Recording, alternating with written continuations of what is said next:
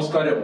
Shri K M Shajahan, CPM കഴിഞ്ഞ കുറേ ദിവസങ്ങളായിട്ട്, അതായത് തെരഞ്ഞെടുപ്പ് ഫലത്തിന് ശേഷം വലിയൊരു നിർണായകമായ ഒരു പ്രതിസന്ധിയിലൂടെ കടന്നു പോവുകയാണ്. താഴെ തട്ടിൽ മുതൽ തന്നെ പിണറായിക്കെതിരെ ശക്തമായ വിമർശനം ഉയർന്നു വരുന്നു. അതൊരു ഭാഗത്ത്. അതിനിടയ്ക്കാണ് ഇപ്പോൾ ഇതാ കണ്ണൂരിലെ, അതായത് മുഖ്യമന്ത്രിയുടെയും സംസ്ഥാന സെക്രട്ടറിയുടെയും LDF കൺവീനറായ ജയരാജന്റെയും ഒക്കെ തട്ടകമായ കണ്ണൂരിൽ CPM-നകത്ത് ഒരു വലിയ പൊട്ടിത്തെറി ഉണ്ടായിരിക്കുകയാണ്. അതും P. ജയരാജനെതിരെയാണ് ആ പൊട്ടിത്തെറി ഉണ്ടായിരിക്കുന്നത്. അപ്പോൾ ജയരാജന്മാരൊക്കെ തന്നെ നമ്മൾ കഴിഞ്ഞ ദിവസം പറഞ്ഞതാണ്, പലതരത്തിലും മുൾമുനയിലേക്ക് കൊണ്ടുവരികയാണ്. ഇപ്പോൾ P. ജയരാജനെ മുൾമുനയിൽ നിർത്തുന്നതായിട്ടുള്ള ചില വെളിപ്പെടുത്തലുകളാണ് മനു തോമസ് നടത്തിയിരിക്കുന്നത്. ഈ മനു തോമസിന്റെ വെളിപ്പെടുത്തലിനകത്ത് എന്തെങ്കിലും തരത്തിലുള്ള സത്യസന്ധത കാണുന്നുണ്ടോ ഷാജഹാൻ? എനിക്ക് തോന്നുന്നത് ഈ ഒരു പ്രതിസന്ധി P. ജയരാജൻ എന്ന് പറഞ്ഞ രാഷ്ട്രീയ നേതാവിന്റെ രാഷ്ട്രീയം അവസാനിക്കുന്നതിലേക്ക് എത്തിയാൽ പോലും അത്ഭുതമില്ല എന്നാണ് എനിക്ക് ഈ പ്രതിസന്ധിയെ കുറിച്ചിട്ട് പ്രാഥമികമായി സൂചിപ്പിക്കാനുള്ളത്. അത് അത്രയേറെ ഗൗരവമുള്ള ഒരു പ്രതിസന്ധിയായിട്ടാണ് ഞാൻ ഇതിനെ വിലയിരുത്തുന്നത്.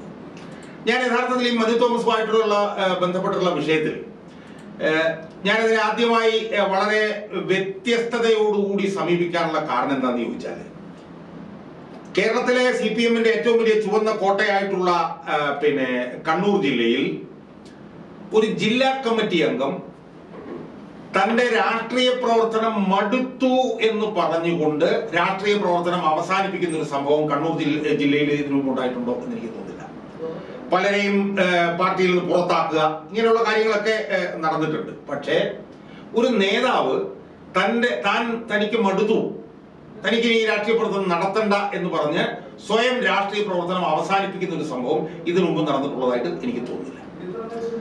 മനു തോമസ് പറഞ്ഞിട്ടുള്ള രാഷ്ട്രീയ നേതാവിനെ കുറിച്ചിട്ട് നല്ലത് മാത്രമേ നമ്മൾ കേട്ടിട്ടുള്ളൂ. അവിടുത്തെ ഈ ക്രിസ്ത്യൻ ഭൂരിപക്ഷ മേഖലയിൽ നിന്ന് വരുന്ന ഒരു നേതാവാണ്.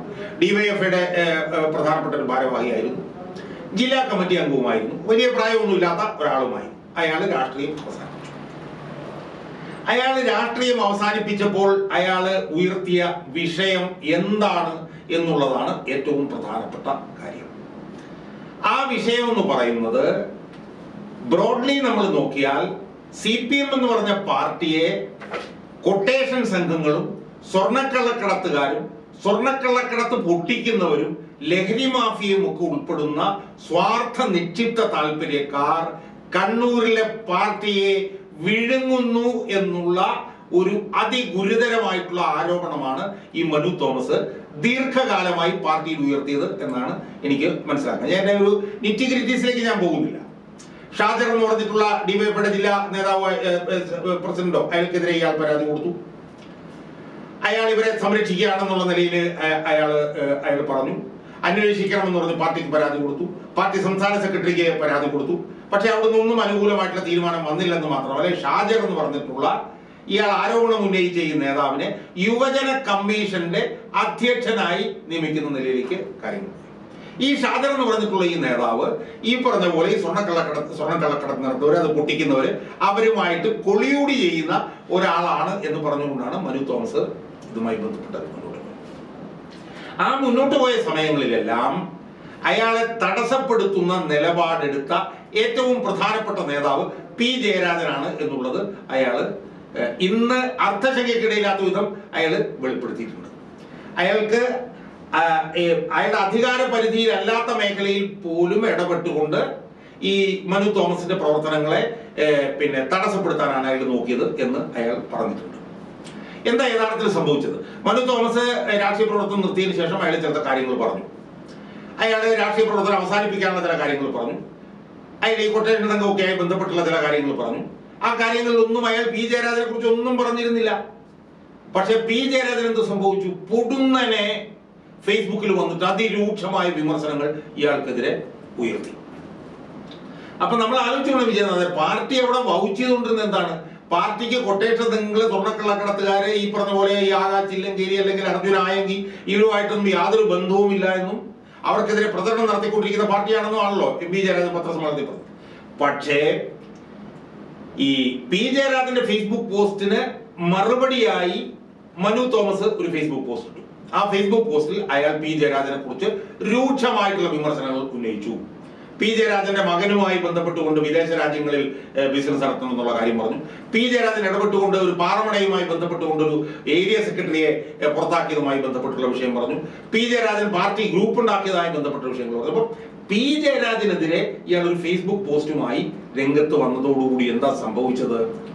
ഈ സൈബർ കടന്നൽ സംഘങ്ങൾ ഇളകിയെന്ന് മാത്രമല്ല, ആകാശ് തില്ലങ്കേരി എന്ന് പറഞ്ഞ ആള് പിന്നെ ഇയാൾക്കെതിരെ വന്നു.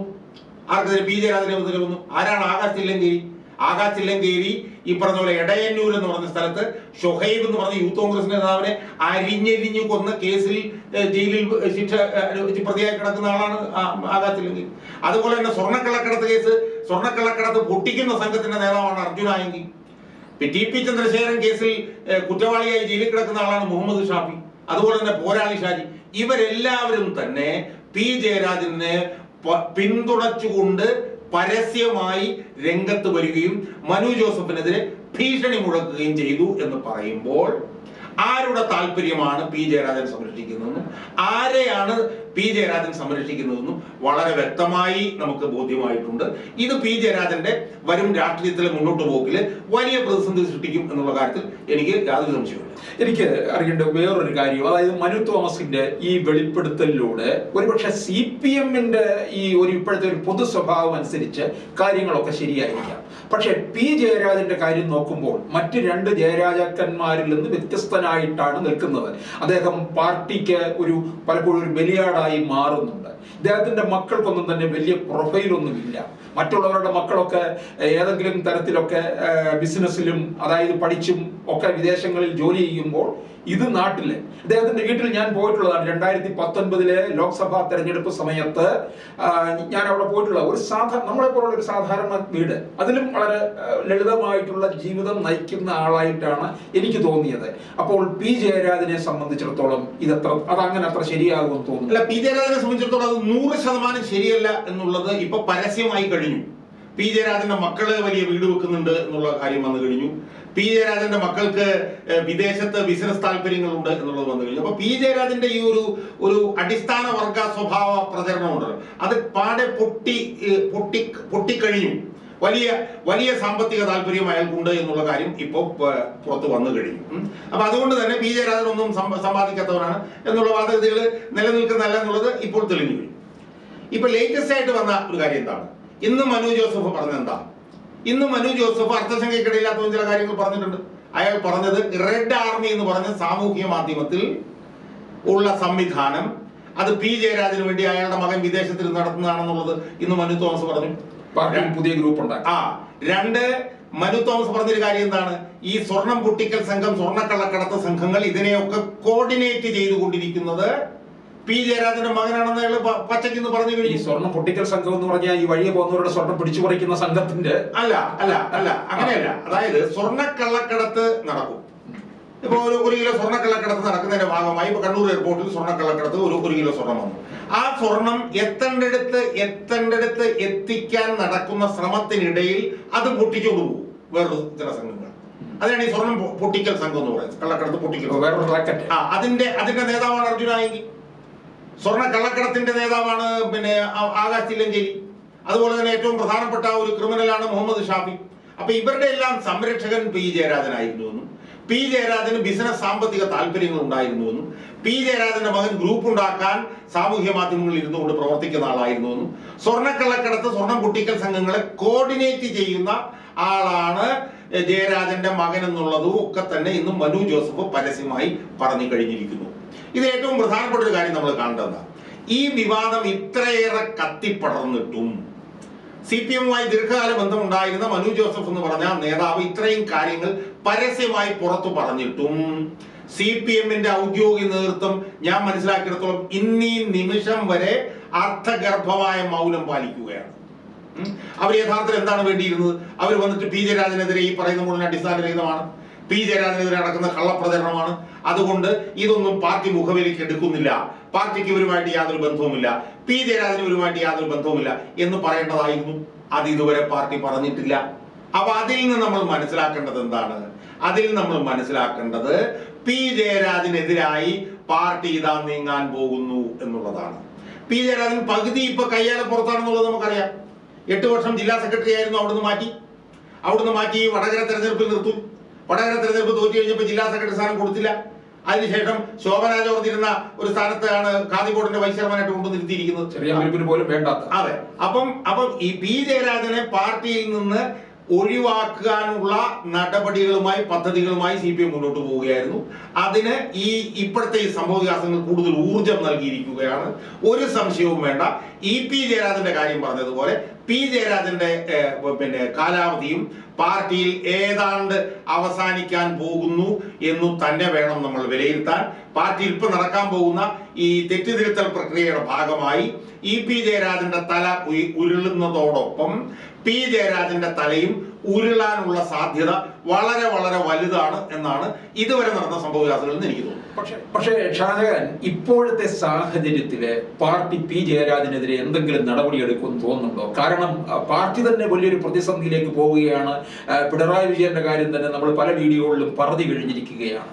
അപ്പോൾ ഈ ഒരു സാഹചര്യത്തിൽ അത്തരത്തിലുള്ള ഒരു നീക്കം ഉണ്ടാകുമെന്ന് തോന്നുന്നുണ്ടോ? ഇല്ല, അത്തരത്തിലുള്ള നീക്കം എടുക്കാതിരിക്കാൻ പറ്റാതെ കഴിയില്ല.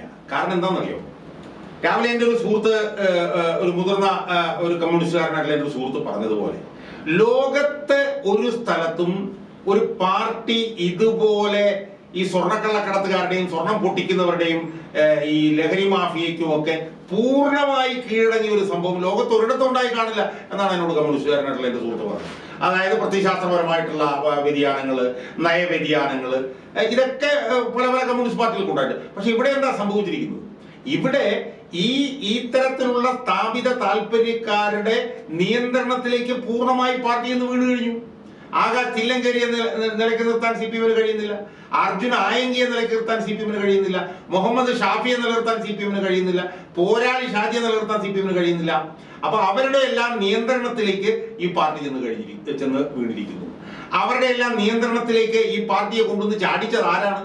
പി ജയരാജൻ എന്ന് പറഞ്ഞ ഒരൊറ്റ ആളാണ്. അതായത് 2012 TP ചന്ദ്രശേഖരനെ കൊല്ലാൻ വേണ്ടി CPMകാർ ക്രിമിനലുകളുടെ സഹായം മേടിച്ചു തുടങ്ങിയ സമയം മുതലാണ് ഇത്തരം സ്വാർത്ഥ താല്പര്യക്കാർ ഈ പാർട്ടിയിലേക്ക് വരാൻ തുടങ്ങി. യഥാർത്ഥത്തിൽ പിന്നീട് എന്താ സംഭവിച്ചത്? RSSകാരുമായിട്ട് ഒരു ധാരണയായതിനെ തുടർന്ന് ഈ കൊലപാതക രാഷ്ട്രീയം പിന്നീട് അവസാനിച്ചു. കൊലപാതക രാഷ്ട്രീയം പിന്നീട് അവസാനിച്ചെങ്കിലും ഈ ക്രിമിനലുകൾ CPMന്റെ നിയന്ത്രണത്തിലായി. അപ്പൊ ഈ ക്രിമിനലുകൾ CPM നിയന്ത്രണത്തിലായി. കൊലപാതക രാഷ്ട്രീയം ഒന്നും അവർക്ക് മുന്നോട്ട് കൊണ്ടുപോകാൻ പറ്റാത്ത സാഹചര്യം വന്നുകൂടി എന്ത് സംഭവിച്ചു? അവരെ പിന്നെ ചെല്ലും ചെലവും കൊടുത്ത് പോറ്റി വളർത്തേണ്ട സ്ഥിതി പാർട്ടിക്കുണ്ടായി. അങ്ങനെ ഉണ്ടായപ്പോൾ എന്ത് സംഭവിച്ചു? അവരെ പി ജയരാജൻ ഇതുപോലുള്ള അധാർമികമായിട്ടുള്ള വിധ്വംസക പ്രവർത്തനങ്ങൾക്ക് വേണ്ടിയിട്ട് അവരോട് പ്രവർത്തിച്ചോളാൻ പി ജയരാജൻ പൂർണ്ണമായിട്ടുള്ള സ്വാതന്ത്ര്യം കൊടുത്തു.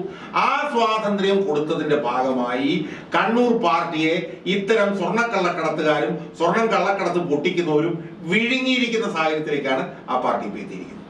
അതിനെ നേതൃത്വം കൊടുക്കുന്ന അവരുടെ സംരക്ഷകനായിട്ടുള്ള ആളാണ് പി ജയരാജൻ എന്നുള്ള നിലയിലേക്ക് കാര്യങ്ങൾ മാറിയിരിക്കുന്നു.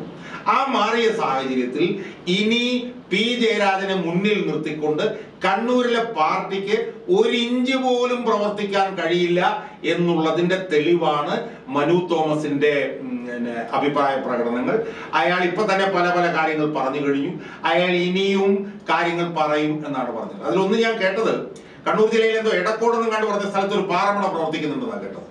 ആ പാറമടയുടെ പ്രവർത്തനത്തിനെതിരെ അവിടെ CPMന്റെ നേതൃത്വത്തിൽ വലിയ വിമർശനങ്ങൾ ഉയർന്നു വന്നപ്പോൾ പി ജയരാജൻ ഇടപെട്ടുകൊണ്ട് അവിടുത്തെ ഏരിയ സെക്രട്ടറിയെ മാറ്റി എന്നാണ് നമ്മൾ മനസ്സിലാക്കാൻ കഴിയും. മനസ്സിലായി എന്ന് മാത്രമല്ല, ഈ ആകാശ് തില്ലങ്കേരിക്കും ഈ അർജുൻ ആയങ്കിക്കുമൊക്കെ എതിരെ അതിരൂക്ഷമായിട്ടുള്ള വിമർശനങ്ങൾ കണ്ണൂർ പാർട്ടിയിൽ ഉയർന്നു വരുന്ന സമയത്തും അവരെ പൂർണ്ണമായും സംരക്ഷിക്കുന്ന നിലപാടാണ് പി ജയരാജൻ എടുത്തിട്ടുള്ളത്. അപ്പൊ സ്വാഭാവികമായും പി ജയരാജനെ വെച്ചുകൊണ്ട് മുന്നോട്ട് കൊണ്ടുപോയി കഴിഞ്ഞാൽ ഈ പാർട്ടി പരിപൂർണമായും ഒറ്റപ്പെടും എന്നുള്ള നിലയിലേക്ക് പോകും എന്നുള്ള നില വന്നു കഴിഞ്ഞു. എന്നാൽ പി ജയരാജൻ നിലനിൽക്കാൻ വേണ്ടിയിട്ടാണ് ഈ പറഞ്ഞ പോലെ ശൈലജയൊക്കെ ആയിട്ടുള്ള ബന്ധമൊക്കെ പറഞ്ഞുകൊണ്ട് ഈ പിണറായി വിരുദ്ധതയിൽ ഊന്നിക്കൊണ്ട് നിലനിൽക്കാൻ വേണ്ടിയിട്ടാണ് ശ്രമിക്കുന്നത്. പക്ഷെ അതിന് CPMന് കഴിയുമെന്ന് എനിക്ക് തോന്നുന്നില്ല.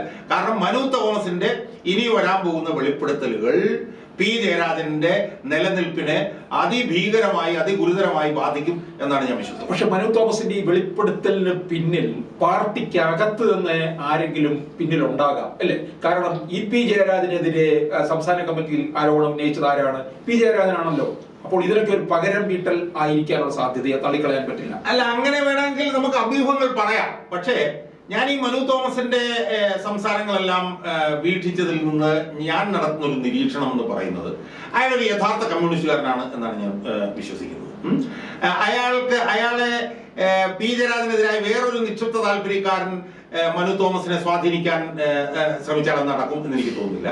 പക്ഷെ കണ്ണൂർ പാർട്ടിക്കകത്തുള്ള പാർട്ടി നന്നാകണമെന്ന് ആഗ്രഹിക്കുന്ന ഒരു വിഭാഗത്തിന്റെ പിന്തുണ മനു തോമസിന് ഉണ്ടാവാനുള്ള സാധ്യതയുണ്ട്. പാർട്ടി നേതൃത്വത്തിന്റെ പരോക്ഷമായിട്ടുള്ള പിന്തുണയും മനു തോമസിന് കിട്ടാനുള്ള സാധ്യതയുണ്ട്. കാരണം ഈ നിശ്ചിത താല്പര്യക്കാരുടെ സ്വാധീനം അത്ര വലുതാണെന്നുള്ള ബോധ്യം പാർട്ടി നേതൃത്വത്തിനുണ്ട്. അതുകൊണ്ട് പാർട്ടി നേതൃത്വത്തിലുള്ള പാർട്ടി നന്നാകണമെന്ന് ആഗ്രഹിക്കുന്ന ഒരു വിഭാഗത്തിന്റെ പിന്തുണ ഈ മനു തോമസിനുണ്ട് എന്നാണ് ഞാൻ വിശ്വസിക്കുന്നത്. അത് പാർട്ടിയിലെ വേറൊരു നിശ്ചിത താല്പര്യക്കാരുടെ ആയിരിക്കും എന്ന് മനു തോമസിന്റെ സംഭാഷണങ്ങൾ നിരീക്ഷിക്കുമ്പോൾ നമുക്ക് കാണാൻ കഴിയില്ല. ഇത്രയും നാള് പിണറായി കേന്ദ്രീകൃതമായ വിമർശനങ്ങളാണ് വന്നുകൊണ്ടിരുന്നത് ഈ തെരഞ്ഞെടുപ്പ് ഫലത്തിന് ശേഷം. പക്ഷെ ഈ വിഷയം വന്നു കഴിഞ്ഞപ്പോൾ ഇതിലോട്ടൊരു വ്യതിചലിക്കുകയാണോ എന്നൊരു സംശയം. അല്ല, അതിന് സംശയം അല്ല, വ്യതിചലിക്കാണെന്നുള്ള അഭിപ്രായം എനിക്കില്ല. രണ്ട്, പി ജയരാജനുമായി ബന്ധപ്പെട്ടുകൊണ്ടുള്ള വിമർശനം ഇപ്പോഴല്ല ഉയർന്നു വരുന്നത്. പി ജയരാജനുമായിട്ട് ബന്ധപ്പെട്ടുകൊണ്ട് നേരത്തെ തന്നെ വലിയ വിമർശനങ്ങൾ ഉയർന്നു.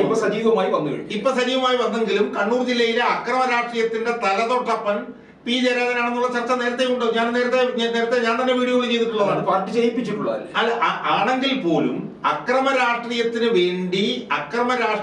വേണ്ടി ഒരു സെറ്റ് ആളുകളെ സംഘടിപ്പിച്ച് അവരുടെ അപ്പോസ്തലനായി മാറാൻ പി ജയരാജൻ നടത്തുന്ന ശ്രമമുണ്ട്. ഇപ്പം ഷുക്കൂർ വധക്കേസിൽ പി ജയരാജൻ പ്രതിയാണ്. അതുപോലെ തന്നെ വേറൊരു കതിരൂർ മനോജ് വധക്കേസുണ്ട്, അതിന് പ്രതിയാണ്. മനസ്സിലായോ? അപ്പം ജയരാജൻ എന്താണ് ചെയ്തത്? ജയരാജന്റെ സമീപനം എന്ന് പറയുന്നത് RSSകാരനും സംഘപരിവാർക്കും എതിരായിട്ടുള്ള അക്രമ രാഷ്ട്രീയത്തിലൂടെയാണ് കണ്ണൂരിലെ പാർട്ടിയെ വളർത്തേണ്ടത് എന്നുള്ള ഒരു താല്പര്യക്കാരനാണ് പി ജയരാജൻ. അതിനകത്ത് വലിയ തോതിലുള്ള അഭിപ്രായവ്യത്യാസങ്ങൾ കണ്ണൂരിൽ ഉണ്ടാകുന്നുണ്ടായിരുന്നു. അതുകൊണ്ട് കണ്ണൂരിലെ പാർട്ടിയുടെ അക്രമ രാഷ്ട്രീയവുമായി ബന്ധപ്പെട്ടുകൊണ്ട് പ്രതിസ്ഥാനത്ത് നിന്നിരുന്ന ഒരാളാണ് പി ജയരാജൻ. അപ്പൊ അതുകൊണ്ട് തന്നെ പിണറായി വിജയന്റെ താല്പര്യങ്ങൾക്ക് പിണറായി വിജയനെതിരായിട്ടുള്ള സമരം ഈ പാർട്ടിയിൽ നടക്കുന്നതോടൊപ്പം തന്നെ പി ജയരാജനെതിരായിട്ടുള്ള സമരവും സജീവമായി നടക്കും എന്നുള്ളത് അതിയാരും സംശയമില്ല. അതിൽ മനു തോമസിന്റെ ഇടപെടലുകൾ ഇത്തരത്തിലുള്ള ക്രിമിനൽ അക്രമ രാഷ്ട്രീയത്തിന് CPM എടുക്കുന്ന സമീപനത്തിനെതിരായിട്ടുള്ള ഒരു മാറ്റത്തിനും കൂടെ അത് ഇടയാവാനുള്ള സാധ്യതയുണ്ട് എന്നാണ് ഇതുവരെയുള്ള കാര്യം പരിശോധിക്കുമ്പോൾ നമുക്ക് മനസ്സിലാക്കാൻ കഴിയും. പാർട്ടി എല്ലാം കൊണ്ടും സമ്മർദ്ദത്തിലേക്ക് പോവുകയാണ്, രണ്ട് കാര്യങ്ങൾ കൊണ്ടും. അല്ല, അതിന് സംശയമില്ല എന്ന് പറഞ്ഞു കഴിഞ്ഞാല് അത്തരത്തിലുള്ള ഒരു വലിയ പ്രതിസന്ധിയിലേക്കാണ് ഈ പാർട്ടി ചെന്ന് വീഴുന്നത്. ഇപ്പൊ ആകാശ് ചില്ലങ്കേരി എന്ന് പറഞ്ഞ ആളുടെ സ്വാധീനത്തിലേക്ക് പാർട്ടി പോകുന്നു, അർജുനായങ്കി എന്ന് പറഞ്ഞ ആളുടെ സ്വാധീനത്തിലേക്ക് പാർട്ടി പോകുന്നു എന്ന് പറഞ്ഞാൽ നമുക്ക് ചിന്തിക്കാൻ കഴിയാത്ത കാര്യങ്ങളാണ് ഈ പാർട്ടി നടന്നുള്ളത്. അപ്പൊ സ്വാഭാവികമായും ഈ നിലയിലുള്ള പൊട്ടിത്തെറികൾ സ്വാഭാവികമാണ് എന്ന് വേണം നമ്മൾ മനസ്സിലാക്കാൻ. അതുകൊണ്ട് ഇതെങ്ങനെ എത്തും എന്ന് നന്നായി പര്യവസാനിക്കുമോ എന്നൊന്നും എനിക്കറിയില്ല. പക്ഷെ ഈ പൊട്ടിത്തെറികൾ ഉണ്ടാകുന്നത് ചില പോസിറ്റീവ് വശങ്ങൾ ഉണ്ട് എന്ന് നമ്മൾ പറയേണ്ടി വരും എന്നാണ് എനിക്ക് തോന്നുന്നത്.